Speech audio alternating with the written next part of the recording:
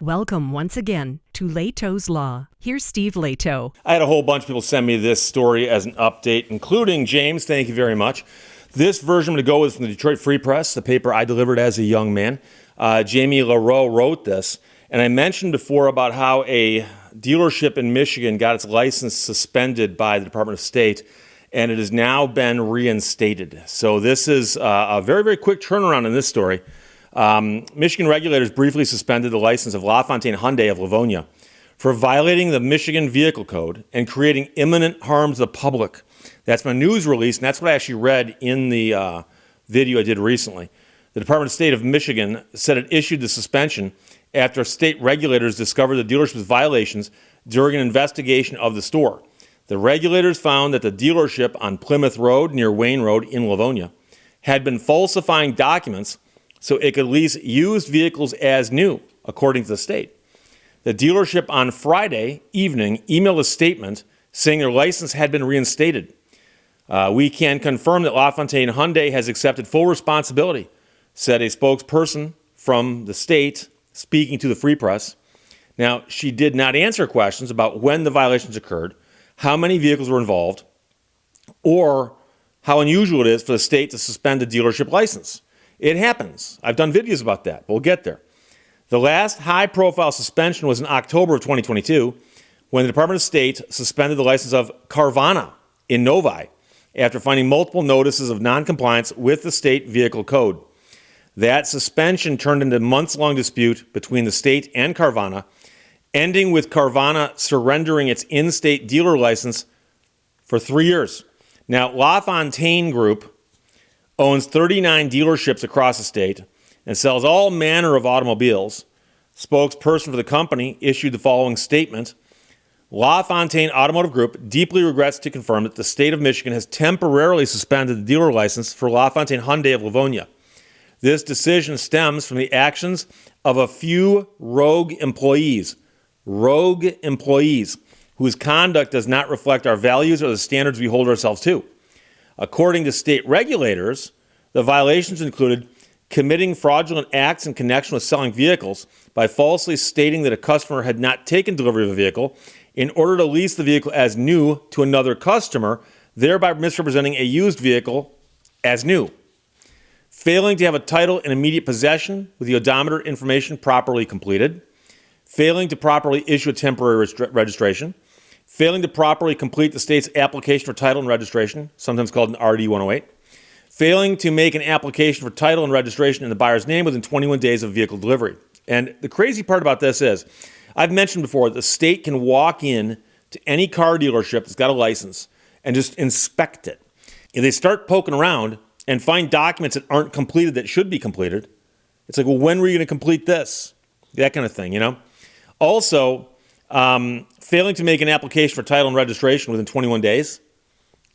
You got 3 weeks to fill out a piece of paper that you do at the time of the sale, and it hasn't gotten to the state yet. That's a problem. According to the state's press release, these violations created an ongoing imminent threat to the public health, safety, or welfare of the public, requiring emergency action. State regulators and the Michigan Automobile Dealers Association issued bulletins reiterating what makes a vehicle used under the Michigan Vehicle Code. As part of the state's investigation, it said that regulatory staff discovered that the LaFontaine corporate office suggested submitting false information even after the bulletins were issued, and the dealership then followed this advice to allegedly sell or lease the vehicles as new. But remember, however, that the statement from the dealership says this was based on actions of a few rogue employees. So there is a bit of a debate here as to whether or not this was done by rogue employees or people following instructions from above. But LaFontaine made the statement saying it is taking corrective action with the employees involved. We want to be clear. We find these actions completely unacceptable. Immediate ramifications have been enforced for those involved, and we're conducting a thorough review of all policies and procedures to ensure such incidents never happen again. The trust and confidence of our valued guests are paramount, and we take this matter with the utmost seriousness.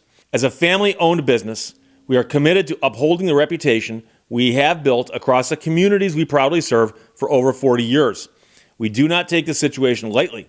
Effective corrective actions are already underway. We are reinforcing training and oversight across our organization. Now, the interesting thing is, was anybody fired? Were rogue employees fired?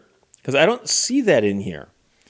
The dealership said it will work closely with regulators to put in place a plan to address the violations. LaFontaine said, it is our goal to remedy the situation swiftly and responsibly while reinforcing our commitment to integrity and exceptional service.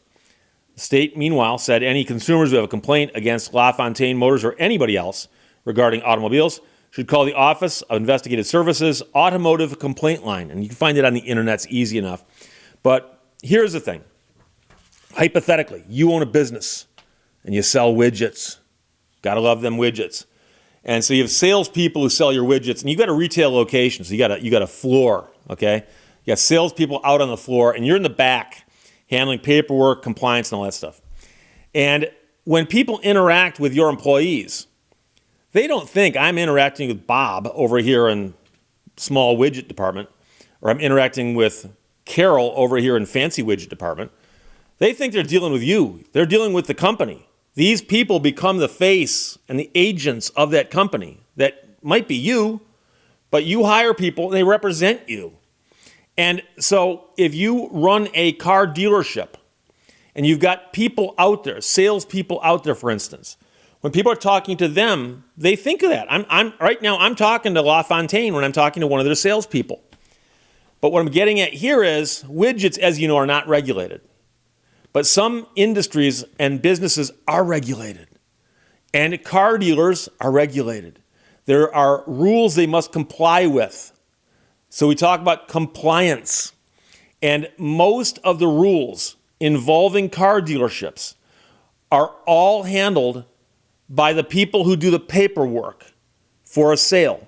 And so if you've ever bought a car at a dealership, you know that quite often you're dealing with a salesperson, and then a finance person comes in and talks to you, but then all this paperwork gets sent off into a room where it gets played with, and then they send out the final documents for you to sign.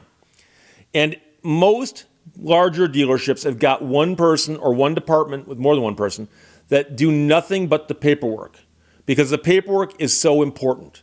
So a salesperson on his or her own should not be able to easily take a used car and sell it as new without anybody else at the dealership knowing about it.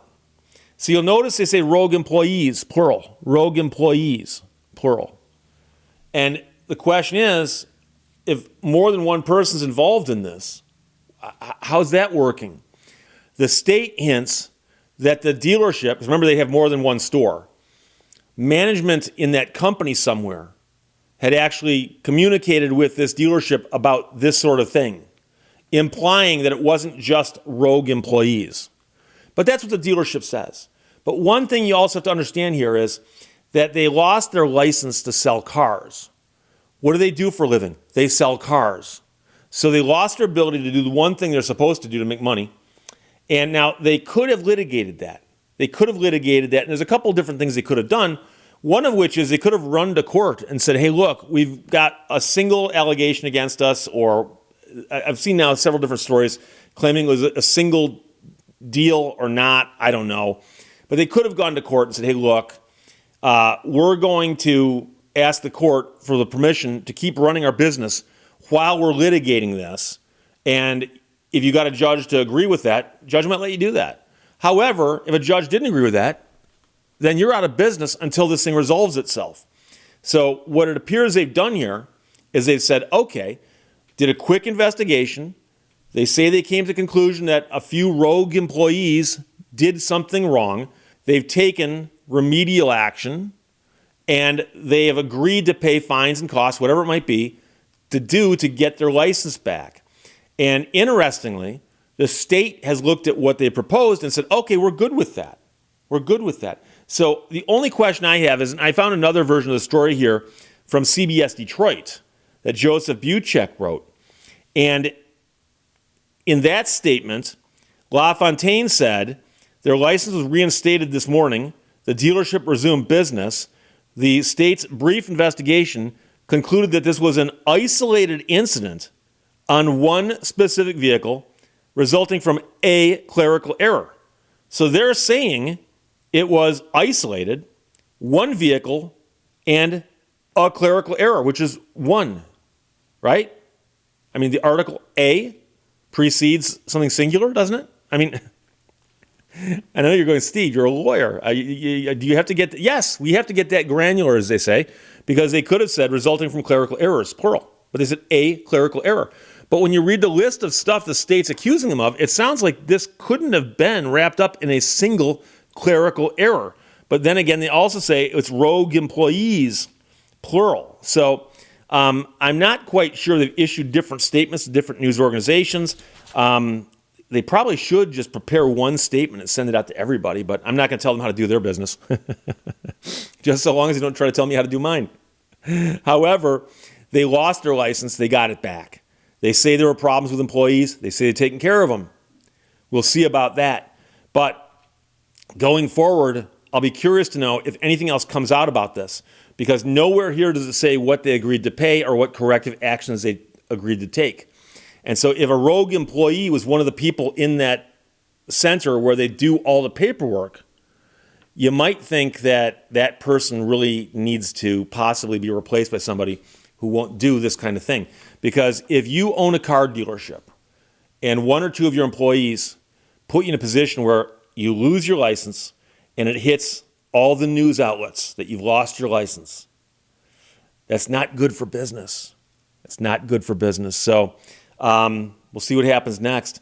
But again, from Jamie LaRoe at the Free Press, Michigan suspends license of LaFontaine Hyundai of Livonia over leased used cars as new, but they very quickly got their license back.